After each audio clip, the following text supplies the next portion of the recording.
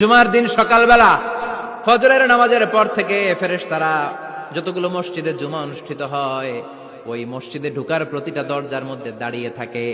কারা কারা আগে আগে জুমার নামাজ পড়ার জন্য মসজিদে যায় প্রত্যেকের নামগুলো একটা জান্নাতের রেজিস্ট্রি খাতার মধ্যে তুলে নেয়। এই নামগুলো স্পেশালি আল্লাহর কাছে পাঠানোর জন্য। সুবহানাল্লাহ কইবেন না? ডানে বায়ে সামনে পেছনে যতগুলো দরজা, প্রতিটা দরজায় ফেরেশতারা বসে থাকে। কে আগে আসলো নাম তুলে দেয়। তুলতে তুলতে তুলতে তুলতে খতিব সাহেব যখন খুতবা দেওয়ার জন্য মিম্বারে যেয়ে বসে যায়, ফেরেশতারা তাদের খাতা বন্ধ করে তারাও খতিব সাহেবের সামনে জুমার খুতবা শোনার জন্য বসে যায়। পড়েন সুবহানাল্লাহ। প্রথম জুমার দিন জুমার মসজিদে যে ঢুকবে, বিশ্বনবী বললেন আল্লাহর রাস্তায় একটা উট কুরবানি দিলে যেই সওয়াব, এই সওয়াব আল্লাহ আমলনামায় দিয়ে দেয়। দ্বিতীয় পর্যায়ে যে ঢুকে, বিশ্বনবী বললেন বাকারা, গরু কুরবানির সওয়াব পায়।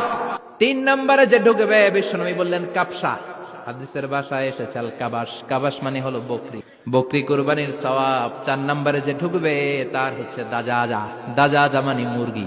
5 নম্বরে যে ঢুকবে, বিশ্বনবী বললেন বাইদা। তো এই বয়দা আল্লাহর রাস্তায় দান করে দিলে যেই সওয়াব, পঞ্চম ব্যক্তি ওই সওয়াব পাবে।